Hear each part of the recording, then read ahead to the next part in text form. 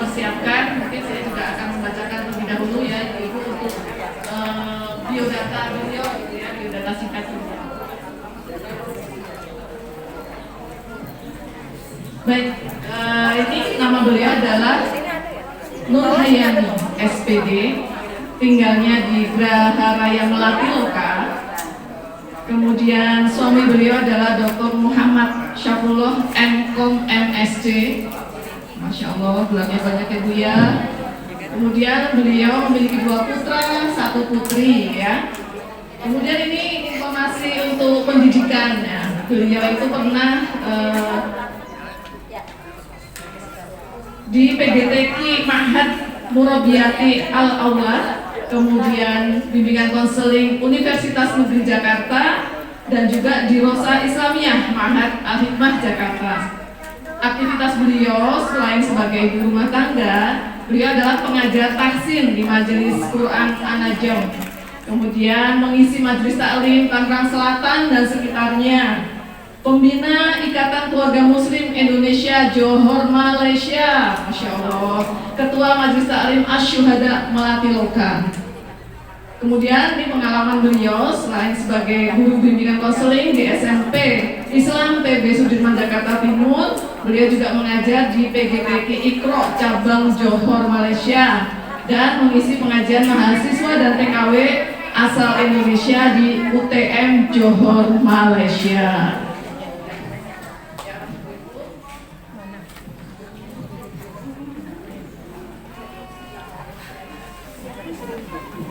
Daripada di depan lagi. Ibu-ibu sudah konsentrasi belum Ibu? Sudah. Masya Allah ya, beliau Ustazah kita ini banyak sekali ilmunya, tentunya wawasannya, pengalamannya ya. Sayang sekali kalau sampai terlewat apa yang akan beliau sampaikan ya Ibu ya. Konsentrasinya boleh Bu? Boleh. Boleh ya, Bu tangannya coba ke atas Bu. Dari pagi duduk terus ya biar gak pegel ya Bu ya. Ibu tolong ikutin apa yang saya bilang mau Bu? Ya Bu. Bu coba pegang dagunya Bu. Coba pegang apa ya? Pegang dagu Bu. Atas lagi tangannya biar gak ngantuk ya Bu ya. Bu ikutin apa yang saya bilang. Coba pegang dagu Bu. Dagu. Dagu. Dagu sama dagu. Bu dagu Bu pegang dagu.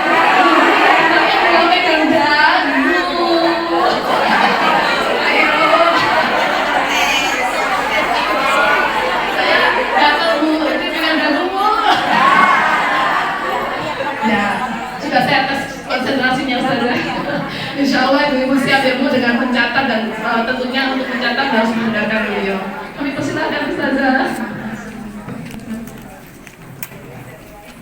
Izin saya berdiri ya Ibu. Alhamdulillahirrahmanirrahim. Bismillahirrahmanirrahim. Assalamualaikum warahmatullahi wabarakatuh. Waalaikumsalam warahmatullahi wabarakatuh. Yang saya hormati Bapak Lurah Astari yang sedang dalam perjalanan, kita doakan walaupun beliau sudah meninggalkan tempat ini, semoga beliau diberikan kelancaran dalam mengerjakan tugasnya, menjalankan amanah ini, diberikan keberkahan karena melayani masyarakat dalam jumlah yang banyak, satu kelurahan itu bukan pekerjaan yang mudah. Pasti ya Bu Lurah, siang malam ada aja aduan-aduan masalah yang harus siap ditangani. Kita doakan semoga beliau selalu sabar dan diberikan kesehatan. Yang saya hormati Ibu Lurah Sumarniati, Insya Allah ya, mudah-mudahan selalu diberkahi oleh Allah, diberikan usia yang panjang dan berkah mendampingi Pak Lurah, dan semoga amal dalam menjalankan tugas di kelurahan baik Ibu maupun Bapak Allah catat sebagai amal solih untuk memberatkan amal kebaikan beliau di yaumil akhir nanti Insya Allah. Yang saya hormati, mungkin juga masih mendengar di sekitar sini Bapak RW Haji Muhammad Usman Muhi yang sudah memfasilitasi, memberikan izin untuk kita bersilaturahmi di tempat yang Masya Allah sejuk, tenang, adem ya. Gak ada yang bawa bantal kan ya? Ada bantal dan lengkap nih kenikmatan kita ya, bisa langsung sambil tidur. Kemudian yang saya hormati di sini ada sesepuh dan para ustazah yang Masya Allah ya. Ada Ibu Ketua Majelis Taklim Al-Hidayah Ibu Haja Rokah Kita doakan semoga beliau juga senantiasa wafah atau rofah.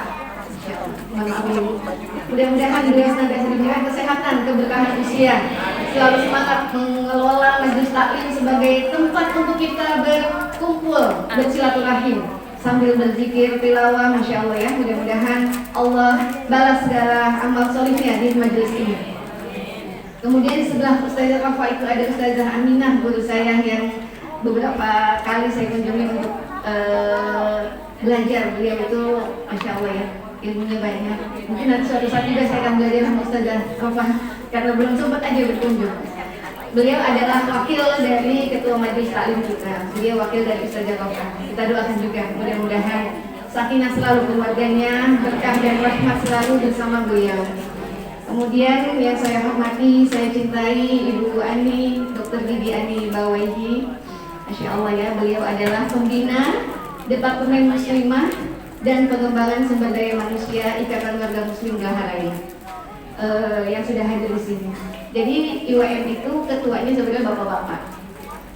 Barusan aja kita melakukan pergantian pengurus karena sudah habis masa kepengurusannya. Dan baru beberapa waktu lalu DMPS Departemen Muslimah dan Pembinaan dan Pengembangan SDM yang dibimbing oleh beliau sudah melakukan raker.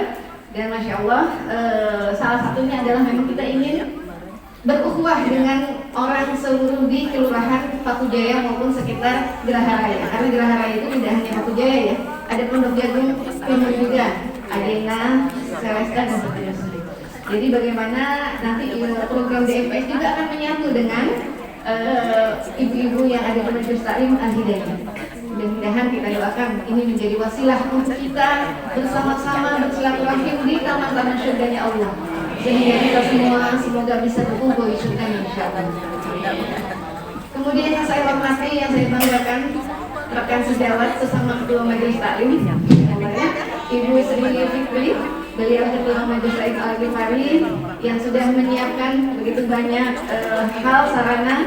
Mudah-mudahan berkah apa-apa yang disiapkan dan Allah balas dengan kebaikan yang diberikan.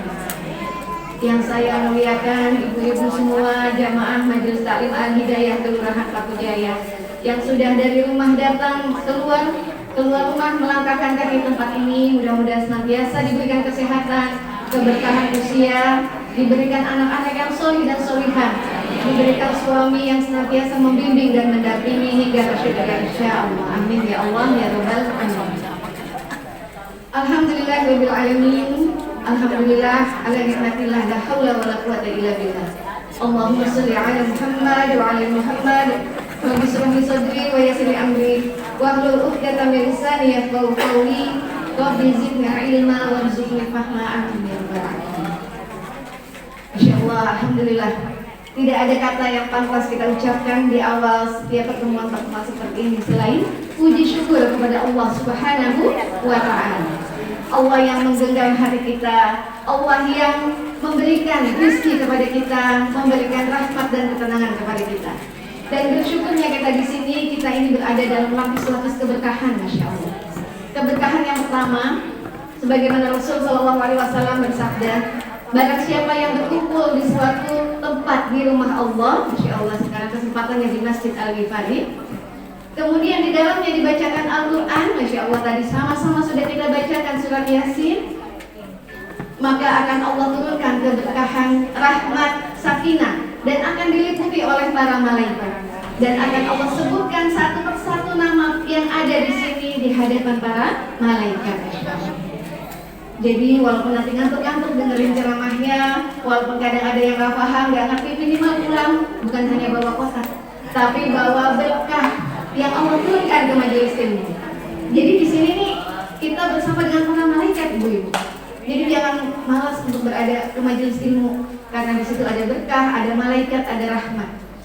Untuk apa sih berkah ya? Kita nggak kelihatan berkah itu apa, rahmat itu apa. Kalau ada yang punya anak rahmat atau suami rahmat baru kelihatan gitu ya. Ada Pak Rahmat, ada si Rahmat gitu. Rahmat itu adalah rasa tenang, kemudahan dalam urusan, perasaan untuk optimis kepada Allah Subhanahu wa Ta'ala. Ini yang kita dapatkan dari majelis ilmu. Jadi pulang dari sini, lihat cucian piring masih numpuk, tenang, ya. Tenang aja dulu. Ada rahmat yang sudah kita bawa dari majelis ilmu ke rumah. Nanti cuci piringnya pakai rahmat, insya Allah. Pulang dari sini, cucian tadi udah diputar di sini cuci, tapi belum ada yang jemur. Tenang dulu. Aku juga dijemur gitu ya. Nah itu rahmat. Karena kalau nggak ada rahmat, kita itu gampang sekali kena emosi, kena amarah. Tersulut amarah itu gampang sekali kalau Allah tidak merahmati. Jadi kayak orang jalan di gang kecil gitu ya, main senggol bacok aja ngomongnya gitu ya, emosi aja ngomong.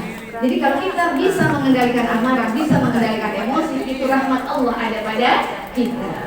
Karena Allah juga berkata begitu kepada Rasul, karena rahmat Allah lah engkau bisa berkasih sayang dengan manusia. Masya Allah. Jadi bersyukur kita diberi kesempatan untuk berada dalam majelis ilmu yang diberkahi oleh Allah. Itu keberkahan yang pertama, keberkahan dalam majelis ilmu. Keberkahan yang kedua adalah insya Allah kita berada dalam doanya Rasul Sallallahu Alaihi Wasallam, di mana Rasul itu mendoakan umatnya, Allahumma barik lana fi ummati, barik li fi ummati fi bukuriha. Ya Allah, berkahilah umatku di waktu paginya. Masya Allah, majelis ilmu berkah. Di waktu pagi berkah. Membaca Al-Quran bersama-sama berkah. Maka tidak ada tidak ada hal yang membuat kita menyesal untuk hadir di sini. Harusnya adanya rasa syukur kepada Allah Subhanahu wa Ta'ala. Salam dan salam semoga senantiasa tersampaikan kepada kedua hasanah kita Rasulullah Sallallahu Alaihi Wasallam. Allahumma shalli wa sallim beserta keluarga, sahabat dan orang-orang yang istiqomah dengan Al-Quran, istiqomah dengan Al-Islam, dan semoga kita masuk di dalamnya. Istiqomah itu berat, Bu. Jadi kalau kata Dilan, rindu yang berat. Tapi kata Rasul yang berat itu adalah istiqomah. Memulai satu kebaikan gampang, tapi untuk istiqomah dalam kebaikan itu perlu perjuangan. Maka kita selalu berdoa, semoga Allah tetapkan kita dalam kebaikan. Dan kita berharap semua di sini bisa istiqomah dalam iman, istiqomah dalam Islam, hingga ajal menjemput kita bisa dalam keadaan husnul khatimah, insyaallah. Itu yang paling penting, karena kita ini lagi berjalan menuju satu titik yang sudah pasti, yaitu titik kematian. Nggak ada orang yang bisa belok dari titik kematian. Matinya di satu titik sebelah kiri, kemudian dia putar balik, nanti ujung-ujungnya akan sampai lagi ke titik itu. Jadi kalau Allah sudah punya ketetapan, kematian tidak bisa dihindari, kematian tidak bisa dipercepat, kematian tidak bisa diperlambat. Tapi kita bisa melakukan sesuatu untuk kematian, yaitu dipersiapkan. Maka kita harus siap-siap. Jadi bukan siap-siap. Kalau mau dibilang sekarang mah, ya pas bilangnya belum siap semua, ya kan? Nah, udah siap Ibu? Belum. Iya. Padahal kata orang-orang, kata Rasulullah ya, orang-orang yang sudah berhasil menghadapi ajalnya dengan husnul khatimah, orang yang mati syahid, para syuhada, itu mereka bahagia sekali di dalam tubuhnya. Nah, mereka bahagia karena akan ketemu Allah dan Rasulnya, gitu ya. Kalau kita bahagia sih ketemu Allah dan Rasulnya, tapi masih malu sama amal ibadah yang belum sempurna, masih kurang takutnya timbangan nanti di yaumul hisab, masih banyak ibadah-ibadah yang belum ikhlas dan seterusnya. Yang penyakit hatinya masih ada, ya, yang masih suka ngomongin orang, yang masih suka berprasangka buruk, itu ya. Jadi mudah-mudahan setiap majelis ilmu yang kita datangi, keluar dari majelis ilmu ada perbaikan dalam diri kita. Karena kita ngaji untuk apa, Bu? Mencari ilmu. Ilmunya untuk apa? Untuk diterapkan untuk diri sendiri, diamalkan untuk diri sendiri. Iya, untuk apa? Ilmu yang untuk kita pakai supaya kita menjadi lebih baik. Lebih baik dari apa? Apakah agar kita lebih baik dari orang lain? Kalau kita mencari ilmu agar kita lebih baik dari orang lain, maka kita sudah disusupi oleh iblis. Karena iblis dikeluarkan oleh Allah dari surga karena dia merasa lebih baik dari Adam. Ana khairum minhu, kata iblis. Saya lebih baik dari dia ya Allah. Kenapa saya yang disuruh sujud? kepada Adam, saya lebih dulu diciptakan, saya diciptakan dari api, dia diciptakan dari tanah, saya yang lebih baik. Kenapa saya disuruh menghormati Adam? Jadi kalau kita merasa sudah lebih baik dari orang lain, dan tujuan ngaji kita agar lebih baik dari orang lain, maka kita akan hanya menjadi teman-temannya iblis, naudzubillah, teman syaitan. Lalu kita ngaji buat apa? Buat lebih baik dari apa? Betul, karena dari hadis Rasul, barang siapa yang hari ini lebih baik dari hari kemarin, dialah orang yang beruntung. Kalau hari ini sama dengan hari kemarin, itu orang rugi, sama aja rugi. Apalagi yang hari ini lebih buruk dari hari kemarin. Naudzubillah, itu adalah orang yang bangkrut. Ya. Jadi kita ngaji agar kita lebih baik dari kita yang kemarin. Kemarin sholatnya masih belum khusyuk. Sekarang mudah-mudahan setelah dibahas, jadikan sholat dan sabar sebagai penolong. Sholatnya jadi lebih baik karena minta pertolongan kepada Allah melalui sholat. Kemarin sholatnya masih buru-buru, atau kadang di ujung-ujung menjelang akhir azan berikutnya mau bunyi, baru sholatnya sebelumnya. Perasaan cuma amat. Padahal kalau sholat mah juga cuma sebentar kan? Nah, tapi kata Allah memang Allah bilang sendiri di Al-Qur'annya yang sesuai dengan apa yang kita bahas, auzubillahi minasyaitonirrajim, ista'inu bis-sabri was-shalah innaha lakabiratun illa 'alal khashi'in. Ista'inu, mintalah pertolongan kepada Allah, mintalah pertolongan kepadaku, kata Allah, bis-sabri was-shalah, dengan sabar dan sholat. Innaha lakabiratun, sesungguhnya itu adalah berat. Sholat itu adalah berat, Allah sendiri yang bilang. Apalagi kita kan melaksanakannya memang berat, padahal sholat itu nggak sampai berdarah-darah, nggak sampai berkeringat, nggak sampai kayak nge-gym, angkat berat gitu kan, jogging yang sampai pegel-pegel. Pakai AC. Tapi berat, kenapa? Pakai AC sih. Karena di situ akan ada pertolongan Allah yang Allah turunkan ketika sholat kita. Kata Allah nih, ayatnya tadi belum berakhir. Sesungguhnya sholat itu berat, illa 'alal khashi'un, kecuali bagi orang-orang yang khusyuk. Dijelaskan lagi orang yang khusyuk itu apa? Apa kalau orang khusyuk itu kalau sholat itu nggak dengar kiri kanan? Lagi sholat khusyuk, anaknya jatuh nggak tahu. Lagi sholat khusyuk, belum matiin kompor gitu, kompor yang meledak nggak tahu. Bukan. Khusyuk itu tetap sadar dengan sekeliling. Maka ada kaidah sholat itu kalau ada binatang buas lewat, kita boleh pindah. Betul? Enggak ya? Ada sesuatu di sekitar kita. Kalau ada anak udah mau jatuh, tetap boleh dipegangin selama masih tetap menghadap kiblat. Berarti kan aware dengan sekeliling gitu ya. Bukan khusyuk itu nggak ingat apa. Nah, yang dimaksud dengan khusyuk di Al-Baqarah itu juga 46 di bawahnya Allah katakan, kecuali orang-orang yang khusyuk, illa 'alal khashi'un alladzina, saya artinya aja ya, yaitu orang-orang yang ingin berjumpa dengan Tuhan. Jadi orang yang khusyuk adalah orang yang ketika mau sholat itu seolah-olah dia akan berjumpa dengan Tuhannya, dengan Allah. Jadi dia tahu apa yang harus dipersiapkan. Sholat itu sebenarnya undangan Allah sehari 5 kali. Setiap azan kita dengar, hayya 'alas shalah, gitu ya. Ayo kita sholat, itu kan undangan. Ibu-ibu dapat undangan majelis taklim Al-Hidayah, itu siap-siap berangkat. Dapat undangan, kondangan di gedung, di aula, siap-siap bajunya udah dipilih sehari sebelumnya. Ya, pas lagi pakai baju juga suaminya udah nungguin. Kita mau kapelan apa nih ya, gitu kan? Nah, mikirin kapelannya juga lama gitu. Udah setuju, begitu setuju kita biru ya, iya biru. Sampai di dalam kamar keluar jadinya kuning. Gimana? Tadi udah lama kesepakatan biru jadinya kuning. Mau undangan memenuhi undangan manusia aja, persiapannya bisa lama.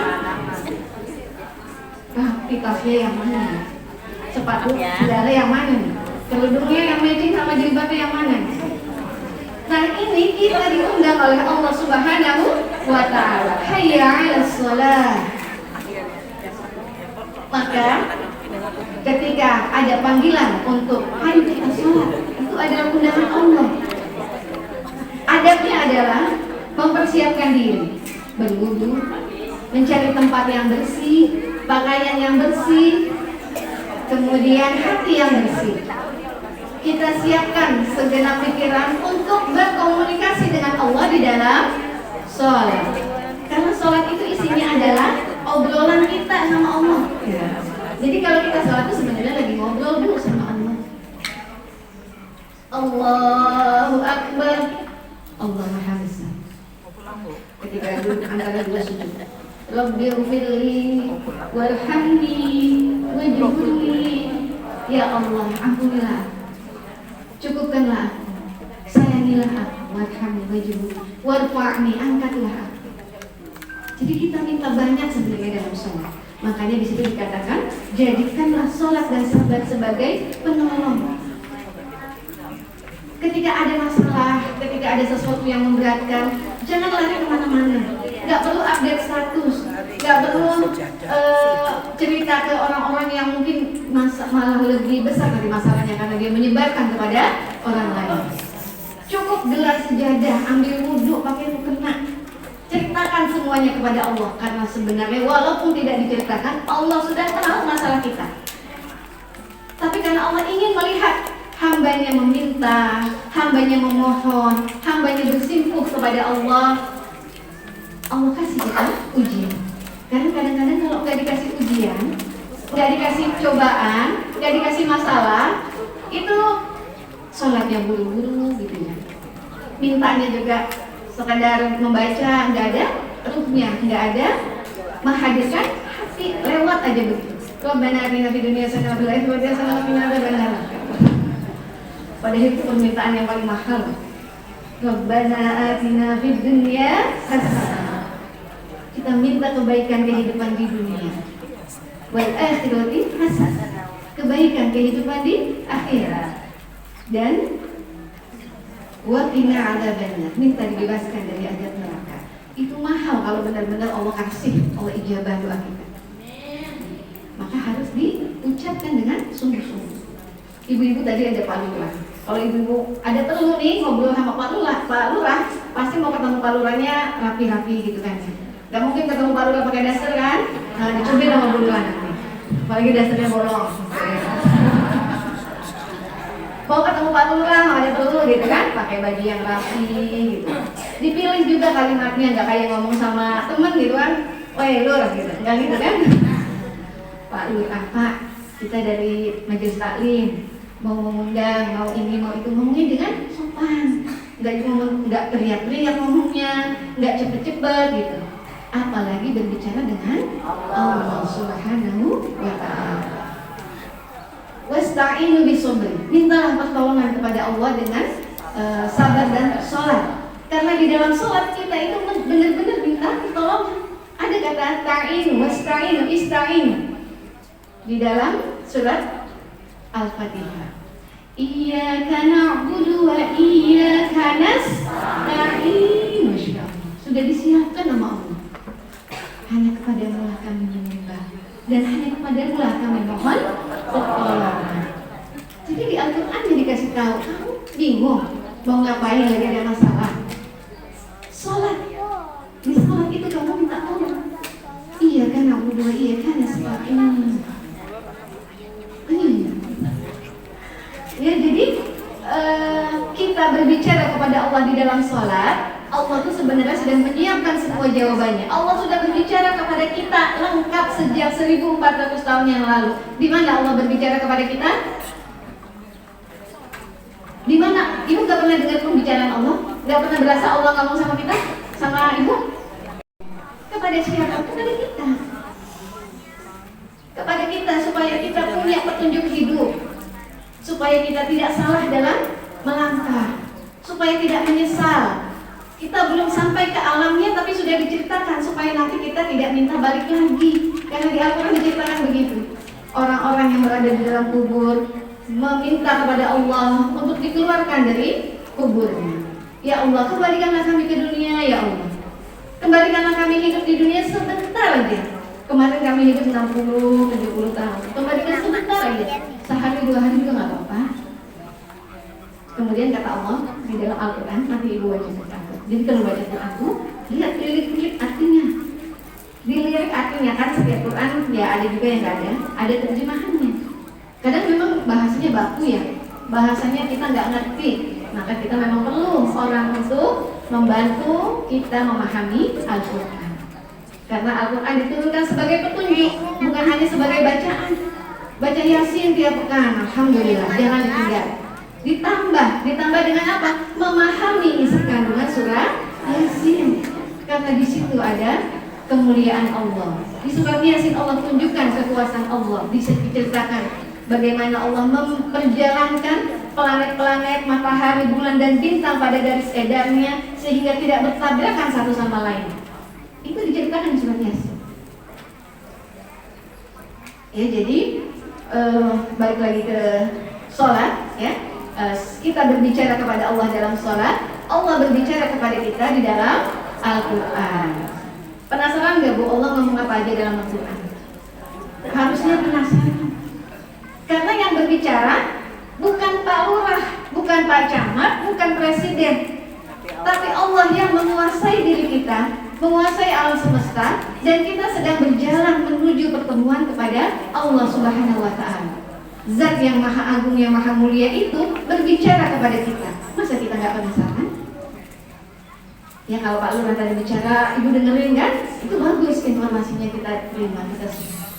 Nah ini ada penguasa yang agung, yang mulia, sudah berbicara kepada kita, sudah dikasih ini pesan-pesan dari Allah Subhanahu wa Ta'ala kepada manusia untuk menjalankan kehidupan di dunia supaya tidak seperti orang tadi minta dikeluarkan lagi sudah di dalam kubur. Jawabannya apa tuh ketika ada manusia yang minta dibangkitkan? Kata Allah, emang kamu mau ngapain? Kalau kamu dihidupkan kembali ke dunia, kamu mau ngapain? Kata Allah. Ngapain buat jawabannya? Ini ada 2 surat itu. Yang pertama, ya Allah, kami ingin sedekah. Yang kedua, kami ingin beramal soleh. Jadi bahkan ada ulama yang mengatakan begini. Ada seorang konglomerat punya rekening di bank itu sekitar 2 miliar. Rekening di bank 2 miliar, Bu. Kemudian dia sempat sih sedekah ya 100 ribu, 200 ribu gitu ya.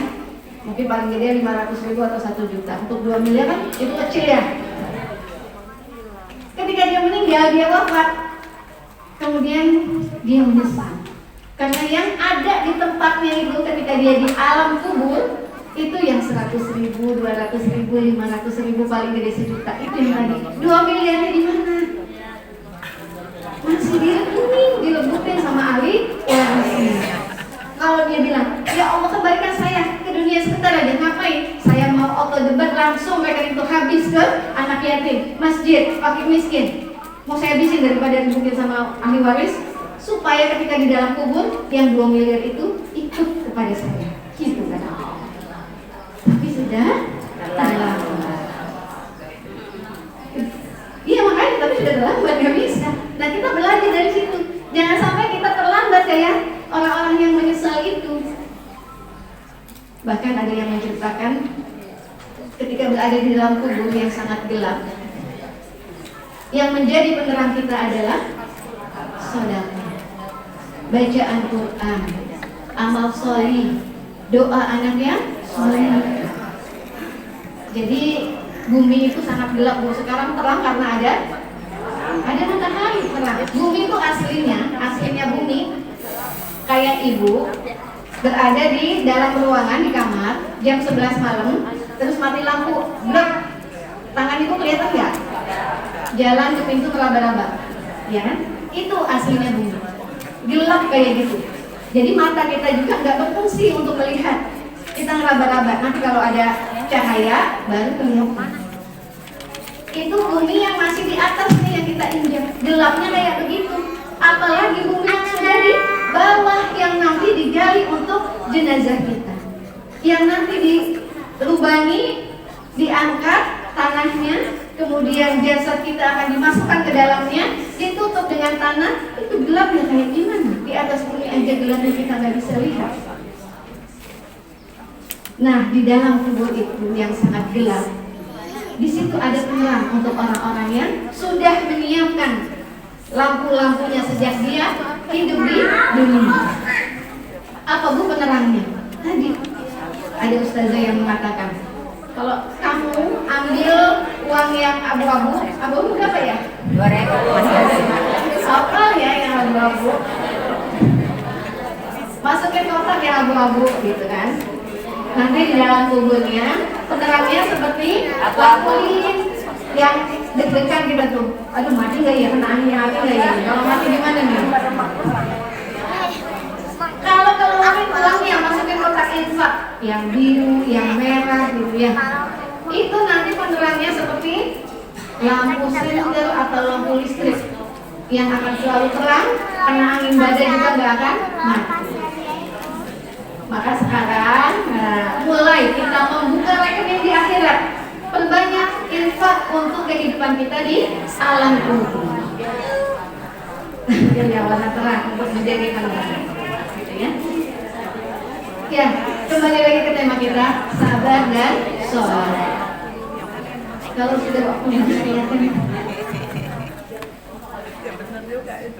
Jadi kadang-kadang kita sudah merasa saya udah sholat, udah nggak ada sholat yang saya tinggal. Alhamdulillah saya mah 5 waktu sudah dijalankan, tidak mungkin ditinggal. Tapi kenapa saya hidup masih susah? Kenapa sih hutang nggak kelar-kelar, satu dibayar, satu borong lagi, gali lubang, tutup lubang. Kenapa masalah dengan anak belum selesai, sekarang masalah dengan suami. Ada lagi masalah dengan tetangga. Besok anak dipanggil ke sekolah, masalah lagi. Masya Allah. Padahal sholatnya sudah belum. Ibu snacknya masih ada nggak? Habis. Kalau masih dimakan gue udah kayak ngantuk. Kalau habis, udah lagi mati.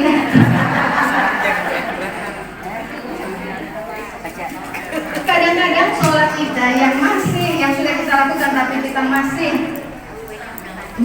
susah. Kita belum menjadikan sholat sebagai penolong. Kita hanya menjadikan sholat sebagai penggugur kewajiban. Supaya kalau ditanya udah sholat belum? Udah, gitu aja. Sholatnya kayak gimana? Itu lain lagi ceritanya. Pokoknya udah 4 rakaat. Pokoknya 3 rakaat selesai. Itu tidak akan menjadikan penolong. Makanya ada istilah STMJ. Apa tuh? Ada yang pernah dengar STMJ? STMJ itu adalah sholat terus, maksiat jalan. Kok bisa? Padahal inna sholata tanha 'anil fahsya'i wal munkar. Sesungguhnya sholat mencegah perbuatan keji dan munkar. Kok bisa STMJ? Karena memang sholatnya bermasalah. Sholatnya belum dijadikan sebagai penolong. Sholatnya belum disempurnakan aturan-aturannya. Bahkan sholatnya kadang menjadi beban. Ya Allah, baru beres, udah azan aja lagi. Ya Allah, baru lebaran, capek tadi habis bebenah, udah azan aja lagi. Jadi beban sholatnya. Sementara kalau orang-orang yang menjadikan sholatnya sebagai penolong, dia justru menunggu. Senang kalau udah di hayya 'alas sholat, senang banget. Ya. Maka kita lihat, cek sholat kita sendiri, jangan cek sholat orang lain. Ya, Bu. Jadi kalau kita dapat nasihat, kita dapat materi pelajaran, itu untuk mengukur kita sendiri, bukan mengukur orang lain. Karena yang dihisab kita kepada Allah. Kita tidak dihisab untuk perilaku orang lain. Orang lain masih begitu, biar aja. Bisa jadi mungkin dia punya masalah yang lain yang kita nggak tahu.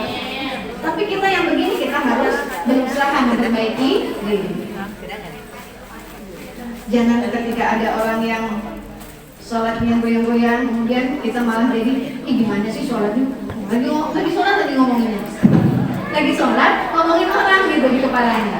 Nah, kemudian lagi terawih nih, berbaring nih ibu-ibu. Yaelah, sholat tarawih aja bukan hanya segitu ramenya. Padahal itu udah Allahu Akbar gitu ya. Pikirannya ngomongin orang. Iya, jadi banding-banding. Nah itu kan kemarin saya lihat di Tanah Abang 550.000. Sama itu yang kemarin saya mau beli nggak jadi, nggak bisa saya kalau tangannya gitu ya. Alhamdulillah. Maksudnya, ketika sudah Allahu Akbar, fokus kepada kita dengan Allah. Ketika enggak lagi Allahu Akbar, lagi enggak sholat pun, jangan sampai lisan kita, pikiran kita sibuk menilai orang lain, sehingga kita enggak sempat nilai diri kita sendiri. Masya Allah.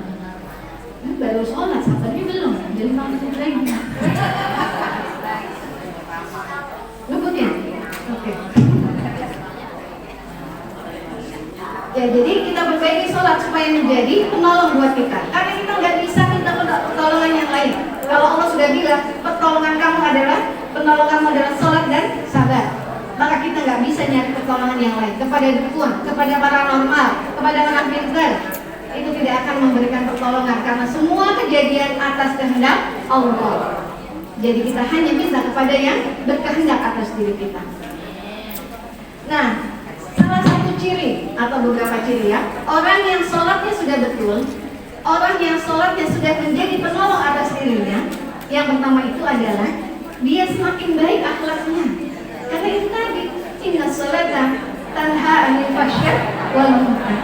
Kalau dia udah sholat itu Masya Allah, zikir yang paling lengkap di surat Al-Qasas ayat 28. Allah mengatakan, berzikirlah, ingatlah Allah, dan hanya dengan mengingat Allah hati menjadi tenang. Jadi kalau dalam sholat tidak mengingat Allah hatinya nggak tenang, itu sedang masalah sholat. Dan mengingat Allah atau zikir itu yang paling lengkap adalah dalam sholat. Takbir ada, tahlil ada, tahmid ada, salawat ada, istighfar ada, apa lagi? Istighfar di mana, Bu? Istighfar kan dalam sholat. Dalam sholat istighfar gimana? Ayo, bacaan sholat yang menunjukkan yang itu tadi, Robbi firli ampunilah aku. Itu istighfar, minta ampun kepada Allah. Ya. Allahu Akbar tadi kan. Nah, kemudian alhamdulillah udah sudah. Jadi kalau sholat kita sudah bagus, orang yang sholatnya sudah bagus itu akhlaknya semakin baik, tidak mudah marah, tidak gampang ngomporin orang, enggak suka jelek-jelekin mencaci maki orang lain, enggak mulutnya itu menyakiti orang lain. Kemudian yang kedua, kalau sholatnya sudah baik, maka Allah akan berikan ketenangan pada diri, sehingga ketika ada musibah mau gede mau kecil, kesulitan yang besar maupun yang ringan, yang berat maupun yang enteng, dia tetap tenang kalau sholatnya sudah baik. Karena sudah punya penolong sendiri. Dia nggak bergantung kepada orang lain untuk minta pertolongan. Dia hanya bergantung kepada Allah Subhanahu wa Ta'ala. Kemudian yang ketiga, kalau Allah sudah orang yang sholatnya sudah benar, akan dimudahkan rezekinya. Maka kita kalau mau minta rezeki sama Allah, sholatnya dibetulin dulu. Makanya ada yang bilang, perbaiki dulu sholatmu, nanti Allah akan perbaiki urusanmu, duniamu. Semua masalahmu akan diperbaiki kalau sholat kita sudah kita perbaiki. Mulai dari wudhu diperiksa, sudah benar dulu wudhu saya. Mulai dari bacaan, mulai dari kekhusyuan, persiapan dan seterusnya. Kemudian yang keempat, kalau orang sholatnya sudah betul, sudah benar-benar minta pertolongan kepada Allah, maka sholatnya itu doanya akan dikabulkan bahkan sebelum sholatnya selesai. Ini terjadi pada masa Nabi Zakaria. Nabi Zakaria yang sangat ingin punya anak, padahal usianya sudah lanjut, istrinya juga sudah divonis mandul. Dalam sholatnya dia berdoa minta kepada Allah. Tapi ketika dia berdiri berdoa, belum selesai, belum tahiyat, belum duduk, malaikat sudah datang memberi kabar bahwa Allah akan memberikan seorang keturunan bernama Yahya. Masya Allah ya. Para nabi itu dikasih anak, langsung dikasih namanya sama Allah. Langsung diberikan namanya Yahya, yang hidup Ketika orang merasa tidak mungkin kamu punya keturunan, Allah menjanjikan dan memberikan keturunan. Jadi bisa jadi ketika kita minta rezeki, kita belum selesai sholat rezeki itu udah dalam perjalanan. Insya Allah ya. Dan yang terakhir, jika sholat kita benar, insya Allah akan diberikan kebahagiaan dalam kondisi kita sebagai apapun. Menjadi ibu-ibu yang bahagia, menjadi istri-istri yang bahagia, menjadi tetangga yang memberikan kebahagiaan. Karena dia selalu bersyukur kepada Allah, makanya dia bahagia. Jadi orang itu harus bersyukur dulu baru bahagia. Nggak boleh nunggu bahagia baru bersyukur. Kalau nunggu bahagia kita menuntut Allah. Ya Allah berikan saya ini baru saya bahagia. Saya nunggu bahagia kalau sudah punya rumah, kalau sudah ada kendaraan, dan saya baru bahagia. Kasihan gitu ya, nggak bahagia kalau nggak dikasihkan sama Allah. Tapi dengan kita sehat, sempurna kondisi fisiknya, mudah ke majelis ilmu, banyak yang mendoakan, kita bersyukur, maka di sini pun kita bisa bahagia. Ya Masya Allah. Jadi perbaiki sholat supaya Allah memperbaiki urusan kita. Jangan jauh-jauh minta pertolongan. Allah sudah kasih rumusnya. Ista'inu bisabri was sholat. Mintalah pertolongan kepada Allah dengan sabar dan sholat. Sholatnya udah, sisanya adalah sabar. Sabar ada batasnya nggak Bu? Ya. Sabar ada batasnya. Apa batasnya? Kematian. Kalau udah mati, pun di dalam kubur udah nggak bisa sabar. Iya, udah nggak ada perintah sabar di dalam kubur. Karena kita ini sebenarnya kita tidak mati ya, ternyata kita tuh tidak meninggal, tidak mati. Yang mati adalah jasad. Kita hanya pindah alam, dari alam ruh ke alam rahim, dari alam rahim ke alam dunia, dari alam dunia ke alam kubur, dari alam kubur ke hari kebangkitan, hari penghisapan, baru hari akhir. Itu hidup terus tuh kita tuh ruhnya. Di alam kubur tuh, di alam kubur merasakan ada yang nikmat kubur, ada yang azab kubur. Yang mati adalah jasad, udah nggak dipakai di dunia, maka dikembalikan ke bumi, makanya disebut dikebumikan, gitu ya, dikuburkan. Ya jadi sabar, karena Rasul dan para Nabi itu juga ujiannya nggak kurang-kurang. Kita mah bukan Nabi, bukan Rasul gitu ya. Ujian baru sedikit ya, diterima saja. Mudah-mudahan jadikan kesulitan dan beratnya kita menjadi cara kita untuk semakin dekat kepada Allah Subhanahu wa Ta'ala. Ya kayaknya itu aja ya. Mungkinnya takut tidak cukup. Selanjutnya mudah-mudahan kita semua bisa menjadikan salat dan sholat kita sebagai tolong, bisa lebih dekat kepada Allah Subhanahu wa Ta'ala. Semoga juga sholat kita diterima oleh Allah Subhanahu wa Ta'ala. Jangan sampai udah bertahun-tahun sholat, ternyata sampai di akhirat catatannya nggak ada. Sholatnya zong sama dulu. Iya. Selalu berdoa dan minta kepada Allah. Ya. Sallallahu alaihi Muhammad. Allahumma shalli wa sallim wa barik alaihi. Mohon maaf bila ada hal yang kurang. Assalamualaikum warahmatullahi wabarakatuh. Waalaikumsalam warahmatullahi wabarakatuh.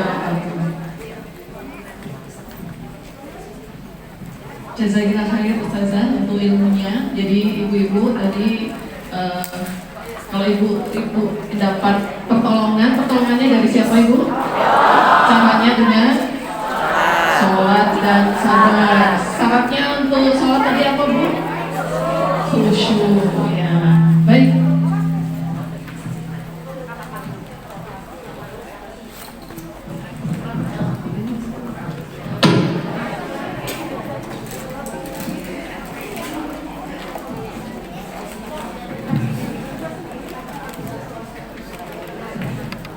Baik ibu-ibu, kami buka untuk sesi tanya jawab.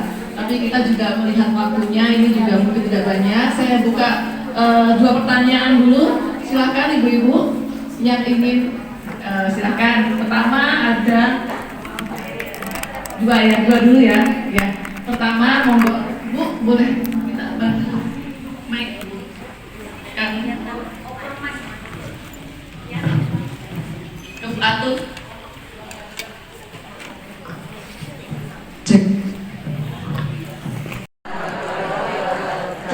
kasih Ustaz atas penjelasannya mengenai sabda dan sholat sebagai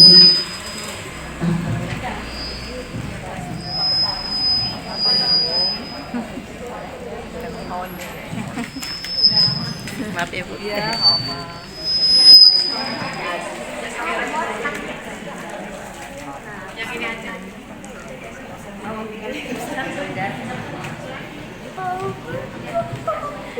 Mohon izin Ustazah, pertanyaan saya adalah apakah ada doa atau amalan supaya kita dalam menjalankan sholat khusyuk? Itu aja Ustazah. Assalamualaikum warahmatullahi wabarakatuh.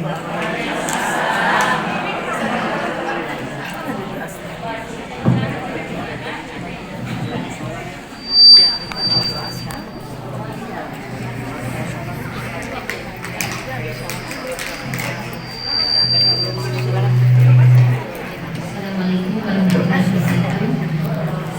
Maju deh. Kalau habis sholat, perasaan suka hati tenang gitu. Apakah ini suatu tanda terimanya sholat? Assalamualaikum warahmatullahi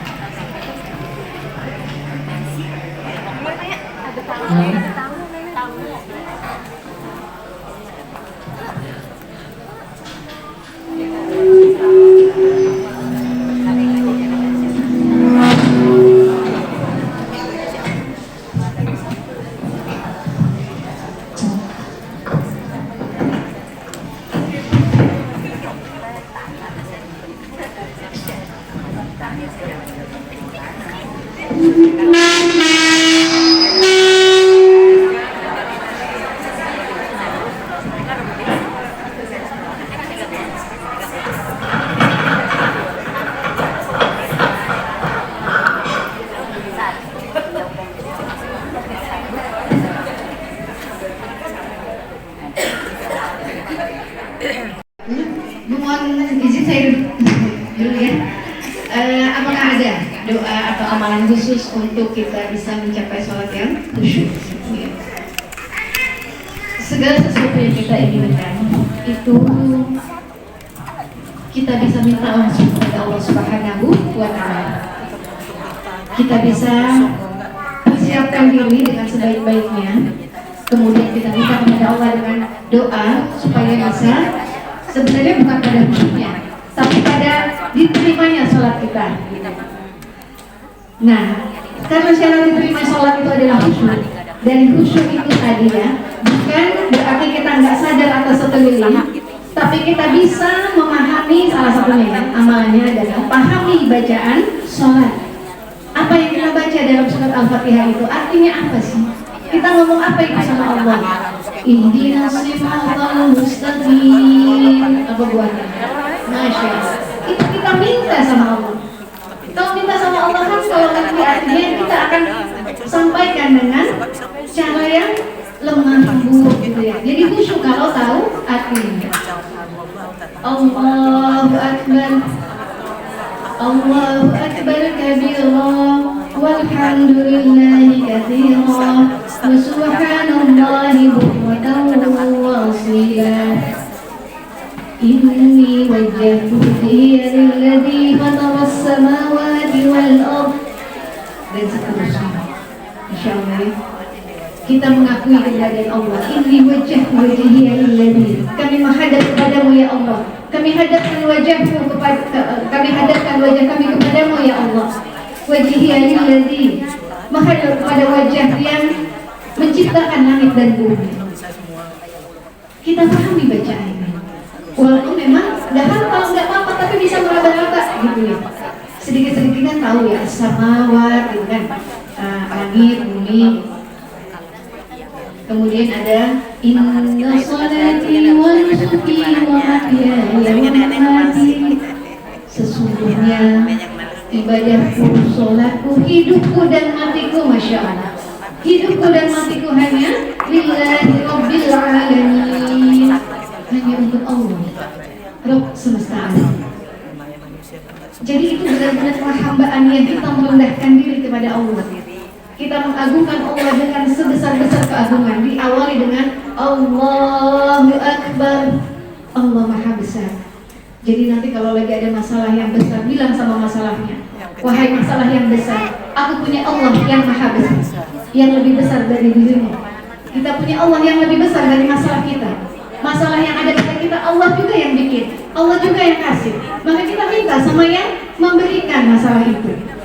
Kita minta sama Allah supaya menyelesaikan masalah kita. Maka kadang kalau lagi banyak masalah, kadang sholat bisa sambil nangis gitu ya, bisa sampai turun menetes air mata, tapi kalau paham betul artinya. Tapi kalau lagi nggak ada masalah, sholatnya bablas semua. Nah, makanya Allah tuh kadang kasih masalah supaya kita tuh mengetahui bahwa kita tuh rendah di hadapan Allah, kita tuh lemah di hadapan Allah. Makanya meminta, memohon, menghamba. Karena kalau tidak diberi rasa susah, rasa berat gitu ya, kita kadang lupa gitu. Maka Masya Allah, Rasulullah SAW mengatakan, orang yang beriman, orang yang punya iman di dalam dadanya, keadaan itu selalu baik. Ketika diberi cobaan, dia bersabar. Ketika diberi kebahagiaan, dia bersyukur. Dua-duanya mendekatkan dia kepada Tuhan. Jadi punya iman, alhamdulillah. Dua itu aja yang kita mainkan. Ini harus sabar apa harus syukur? Ini lagi jalan baik-baik, udah bener naik motor, tiba-tiba ada orang nyerempet dari belakang terus kabur, kitanya udah jatuh. Harus sabar apa syukur? Tapi ada juga yang mencaci maki suka serapah gitu kan?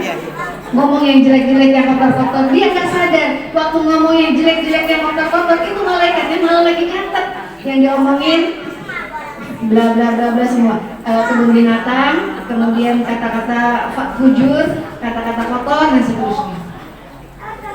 Coba kalau lagi ditabrak itu keserempet, dia ucapkan innalillahi Allahu akbar la haula wala quwwata illa billah. Itu malaikat yang sebelah kanannya juga nyatet, Masya Allah. Ini orang dikasih kecelakaan malah tetap bertasbih, bertahmid gitu. Padahal sakitnya sama kan? Sama-sama ditabrak, diserempet, sakitnya sama. Yang beda apa yang keluar dari lisan kita.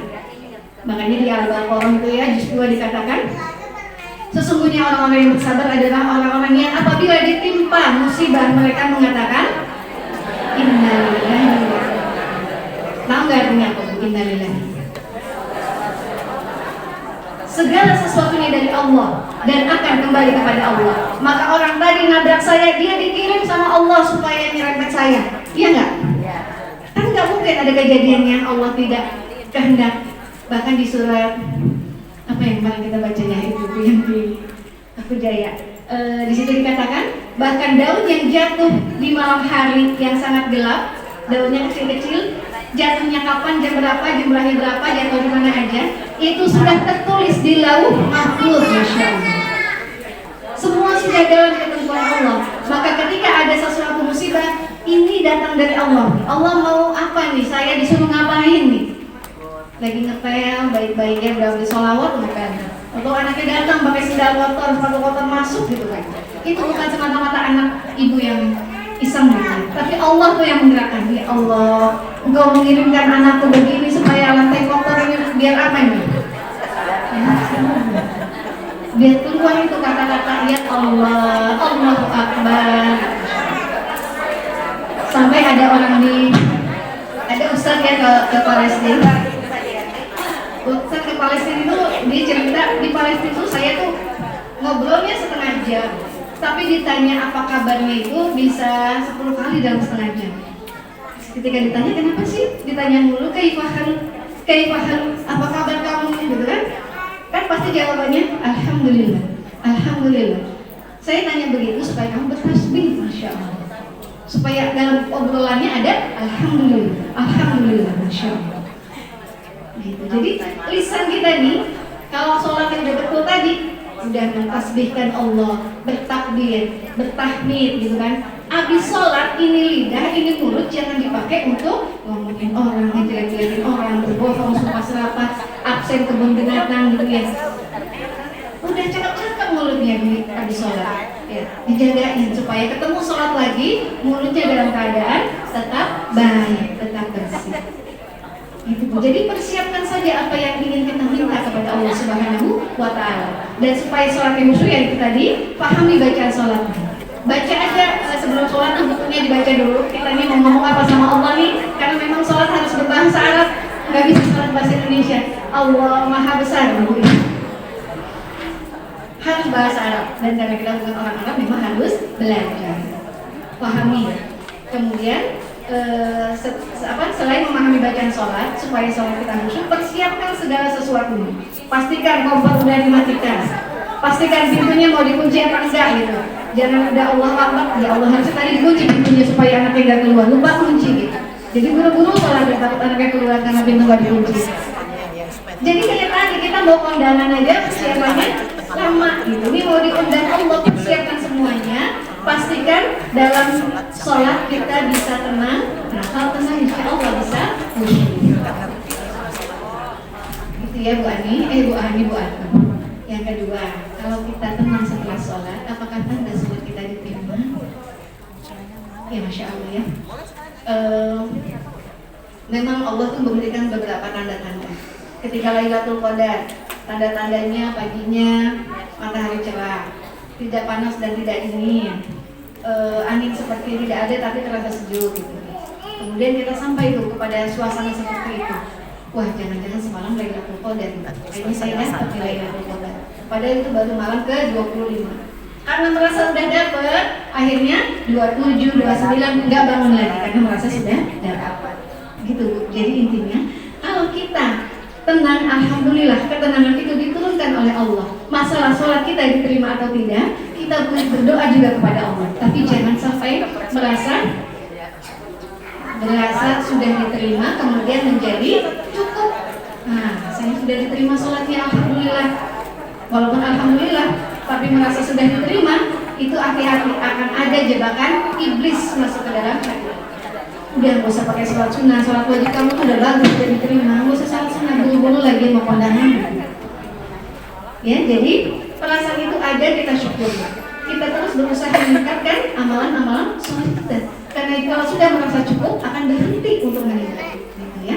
Jadi jangan berhenti sampai nanti Allah yang menghentikan. Allah yang menghentikan ibadah kita dengan mempertemukan kita dengan ajal. Semoga dalam keadaan husnul khotimah insyaallah. Itu Ustazah Hamaliatin, Masya Allah, terima kasih atas pertanyaannya. Tanya tunggu satu aja Bu.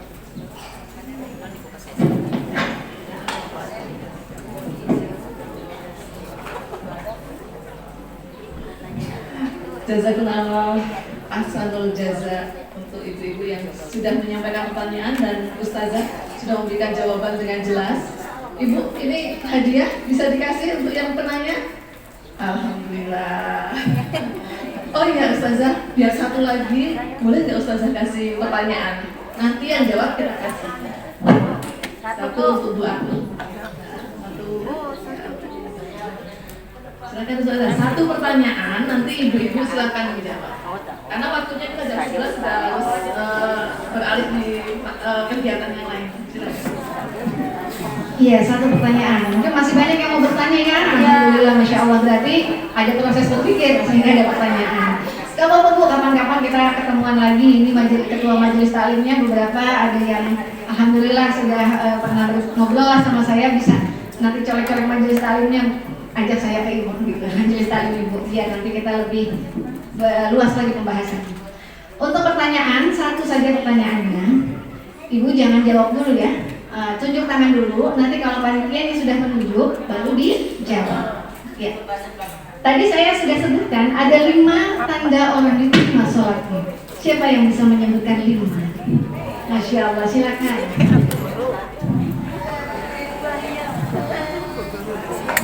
Gak apa-apa bacakan? Boleh. Jangan banyak-banyak saya.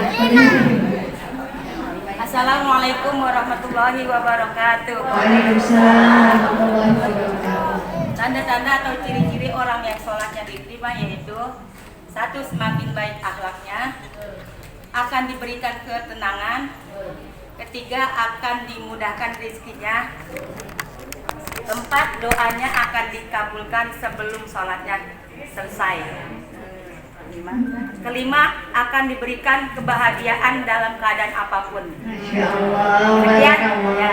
Wassalamualaikum warahmatullahi wabarakatuh. Waalaikumsalam warahmatullahi wabarakatuh. Ya, betul semuanya. Alhamdulillah. Semoga kita bisa merasakan 5 hal itu setelah kita memperbaiki sholat-sholat kita.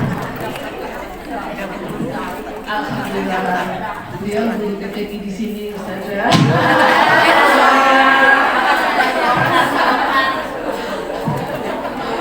Baik, Ibu, kita akan akhiri untuk kajian kita siang hari ini.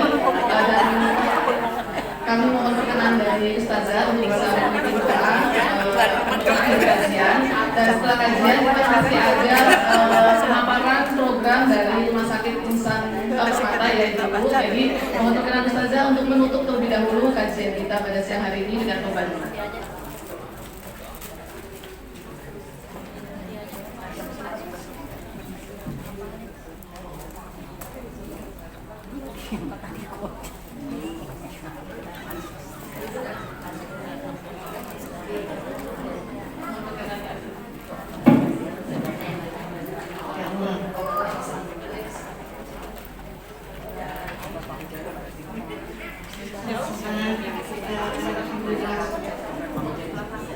Menyelesaikan taklim kita hari ini, mudah-mudahan ada ilmu yang bisa kita bawa pulang, ada akhlak keberkahan yang bisa kita bawa pulang, dan ada kebaikan-kebaikan yang meningkatkan kualitas ibadah kita di hadapan Allah Subhanahu wa Ta'ala. Sekarang mari sama-sama kita tundukkan hati, kita rendahkan diri di hadapan Allah Subhanahu wa Ta'ala. Mumpung dalam majelis ilmu, mumpung malaikat masih berada melingkupi kita, kita berdoa dengan segala kehusyuan kita. Kita mohon kepada Allah, semoga Allah menjaga. Sama-sama kita awali dengan istighfar. Astaghfirullahaladzim, astaghfirullahaladzim, astaghfirullahaladzim. A'udzu billahi minasyaitonir rajim. Bismillahirrahmanirrahim. Allahumma arhamna bil Qur'an waj'alhu li imaman wa nuran wa hudan wa rahmah. Allahumma dzakirna minhu ma nasina وعلمنا منه ما جهلنا وارزقنا تلاوته آناء الليل وأطراف النهار واجعله لحجة يا رب العالمين.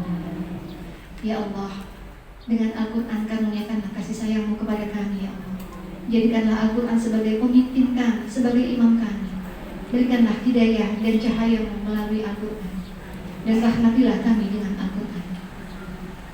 Allahumma aslih li dini alladhi huwa ismatu amri, wa aslih li dunyaya allati fiha ma'ashi, wa aslih li akhirati allati fiha ma'adi, waj'al hayata ziyadatan li fi kulli khair, waj'al mauta rahatan li min kulli syar. Ya Allah, ingatkanlah kami jika ada ayat yang kami lupa. Ajarkan kepada kami ayat yang kami tidak paham, yang kami bodoh untuk memahaminya. Karuniakanlah kepada kami kenikmatan membaca Al-Quran di sepanjang waktu, baik di siang maupun di malam hari. Jadikanlah Al-Quran sebagai pembela bagi kami di yaumil akhir nanti. Ya Allah, karuniakanlah kepada kami kebaikan dalam agama kami yang merupakan kehormatan kami di dunia ini. Karuniakanlah kebaikan kami di akhirat yang merupakan tempat kami mengakhiri hidup kami.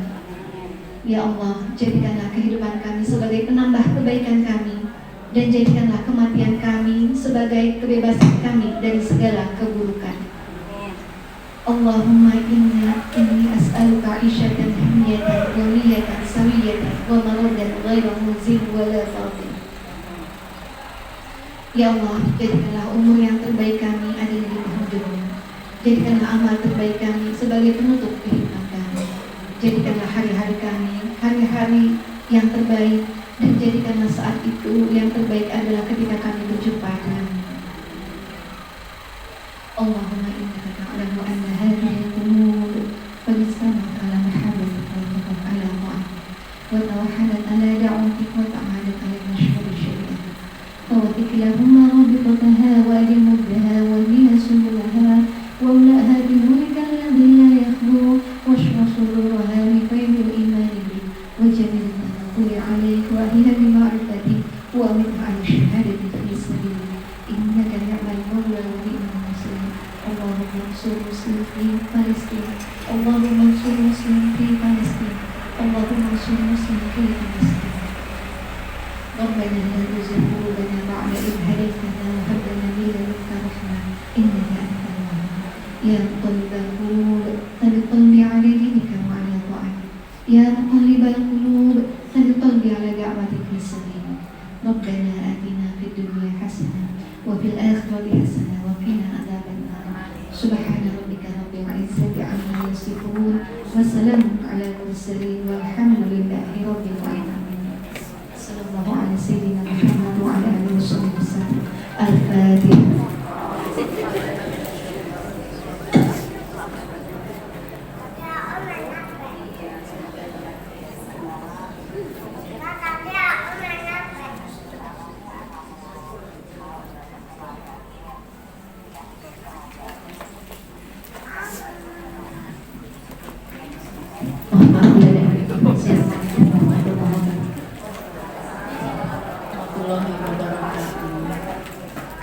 Jazakillah khairan Ustazah atas ilmunya, dan ibu-ibu tadi sudah disampaikan ilmunya oleh Ustazah. Tugas ibu-ibu adalah mengamalkan ya. Insya Allah ya, supaya ilmunya bermanfaat ya Ustazah ya. Insya Allah. Baik, ibu-ibu, kita sebelum pemaparan dari Insan Permata, kita bagi dulu fresh dulu gimana. Ya silakan panitia.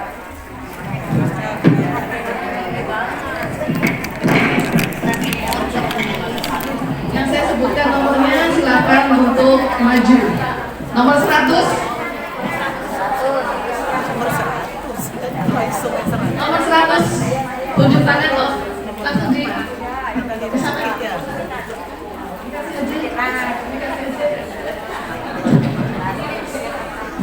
Nomor 69. 69 aja, 69.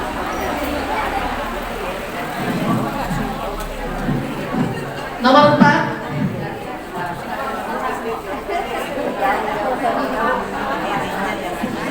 Nomor 4.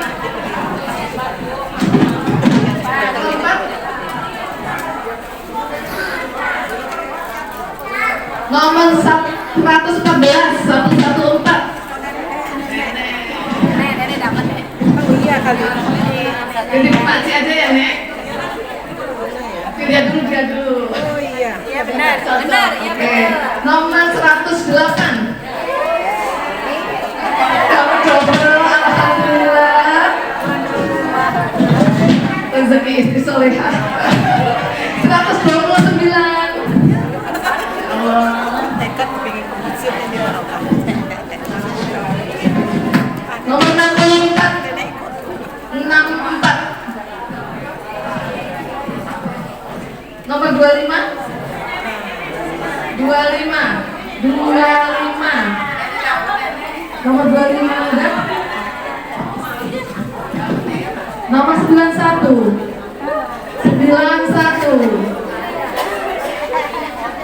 91 nggak ada.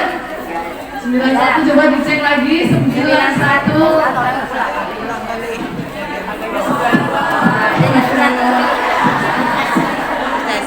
109.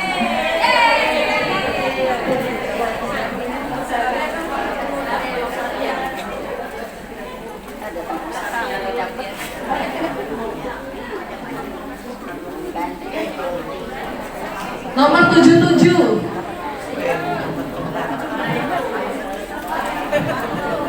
72. 107.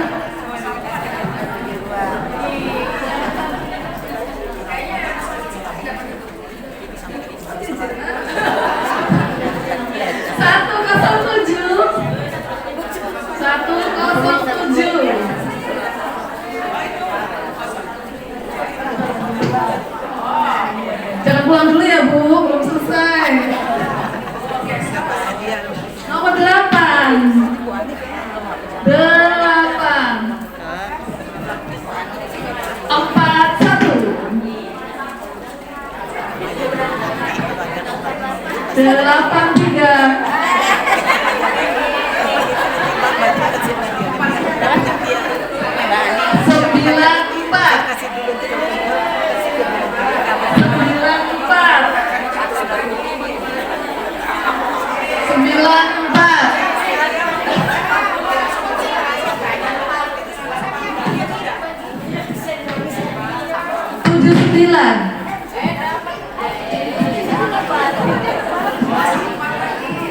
17.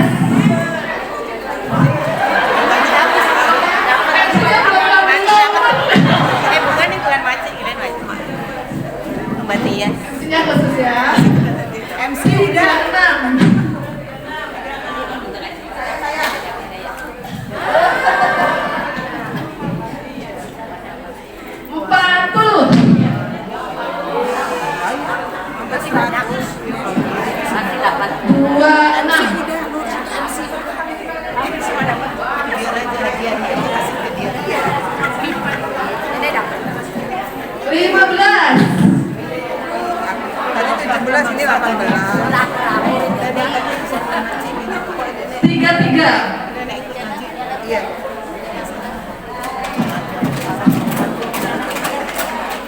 sembilan. Tiga ya. 59. 84.